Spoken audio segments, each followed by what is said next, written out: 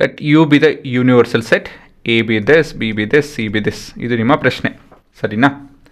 ಇದರಲ್ಲಿ A dash ಏನು ಬರುತ್ತೆ ಅಂತ ಹೇಳಿ ಪ್ರಶ್ನೆ. ಮೊದಲನೇದಾಗಿ ಎ ಡ್ಯಾಶ್ ಅಂತ ಹೇಳಿದ್ರೆ ಏನೋ ಎಲ್ಲಿ ಇಲ್ಲದಿರೋಂಥ values but part of you ಅಂತ ಹೇಳ್ತು ಅಂದರೆ ಇಲ್ಲಿ 5, 6, 7, 8, 9 ಅಲ್ವಾ? ಬಿ ಡ್ಯಾಶ್ ಅಂತ ಹೇಳಿದ್ರೆ ಏನೋ ಬಿ ಡ್ಯಾಶ್ ಅಂತ ಹೇಳಿದ್ರೆ ಇಲ್ಲಿ ಇವೆಲ್ಲ ಈವನ್ ನಂಬರ್ಸು, ಆಡ್ ನಂಬರ್ಸು 1, 3, 5, 7, 9 ಕರೆಕ್ಟಾ? ಇಲ್ಲಿ 2 ಸ್ಟೆಪ್ ಮಾಡಬೇಕಾಗುತ್ತೆ. ಫಸ್ಟು ಮೊದಲನೇದಾಗಿ ಎ ಯೂನಿಯನ್ ಬಿ ಕಂಡುಹಿಡಿಯೋಣ. ಎ ಯೂನಿಯನ್ ಬಿ ಅಂತ ಹೇಳಿದ್ರೇನೋ ಎ ಮತ್ತು ಬಿ ಅಲ್ಲಿ ಇರೋವಂಥ ಎಲಿಮೆಂಟ್ಸ್ ಬರೀಬೇಕಾಗುತ್ತೆ. ಸೊ ಇದು ನಿಮ್ಮ ಉತ್ತರ. ಅದರದ್ದು ಕಾಂಪ್ಲಿಮೆಂಟ್ರಿ ತೊಗೊಬೇಕು ಅಂತ ಹೇಳಿದ್ರೆ ಏನೋ ಇವು 7, 8 ಮತ್ತು 9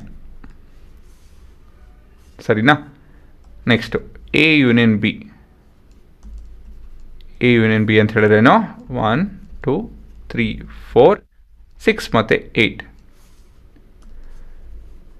A union be dash would be 7 and 9 ಅಲ್ವಾ? ಅಷ್ಟೇ. ಈ ರೀತಿ ನೀವು 2 ಸ್ಟೆಪ್ಪಲ್ಲಿ ಮಾಡಬೇಕಾಗುತ್ತೆ, ಸರಿನಾ? ಮತ್ತು ಎ ಡ್ಯಾಶ್ ಆಫ್ ಡ್ಯಾಶ್ ಅಂತ ಹೇಳಿದ್ರೆ ಇದು ಲಾ ಆಫ್ ಡಬಲ್ ಕಾಂಪ್ಲಿಮೆಂಟ್ಸ್ ಅಂತ ಅಲ್ವಾ?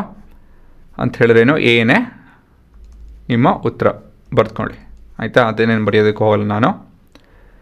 ಮತ್ತು ಮುಂದಿಂದೇನೋ ಬಿ ಮೈನಸ್ ಸಿ ಕಂಡುಹಿಡಿಬೇಕಾಗುತ್ತೆ. ಅದ್ರದ್ದು ಕಾಂಪ್ಲಿಮೆಂಟ್ ಕಂಡುಹಿಡಿಬೇಕು. ಫಸ್ಟು ಬಿ ಮೈನಸ್ ಸಿ ಕಂಡುಹಿಡಿಯೋಣ.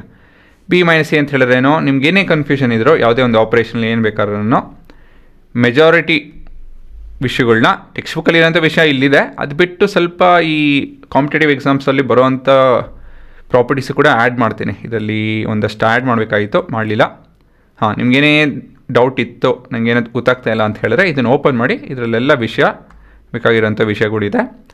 ಇಲ್ಲೇನು ನೋಡ್ತಾಯಿದ್ದೀವಿ, ಡಿಫ್ರೆನ್ಸ್ ಆಫ್ ಸೆಟ್. ಅದರಲ್ಲೇನೋ ಎ ಮೈನಸ್ ಬಿ ಅಂತ ಹೇಳಿದ್ರೆ reason which is part of A but not of B ಅಂತ ಹೇಳಿದ್ರೆ ಬಿ ಕೇಳುತ್ತೆ, ಇಲ್ಲಿ ಸಿ ಕೇಳುತ್ತೆ. ಇಲ್ಲಿ ಬಿ ನಿನ್ನ ಹತ್ರ ಏನಿದೆಯೋ ನನ್ನ ಹತ್ರ ಇಲ್ದಿರೋದು ಅಂಥದ್ದು ಅಂಥೇಳಿ ಬಿ ಹೇಳುತ್ತೆ. ನನ್ನ ಹತ್ರ ಹಾಂ ಇವೆರಡು ಕಾಮನ್ ಎಲಿಮೆಂಟ್ಸು. ಬಿ ಹೇಳುತ್ತೆ ನನ್ನ ಹತ್ರ 2 ಮತ್ತು 8 ಇದೆ, ಸರಿನಾ? ಇದರ ಕಾಂಪ್ಲಿಮೆಂಟ್ ಏನಪ್ಪ ಅಂತ ಹೇಳಿದ್ರೆ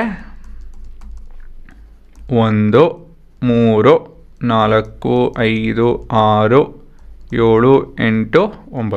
8 ಬರೆಯೋಂಗಿಲ್ಲ, 2 ಬರೆಯೋಂಗಿಲ್ಲ. ಸೊ ಇದು ನಿಮ್ಮ ಉತ್ತರ.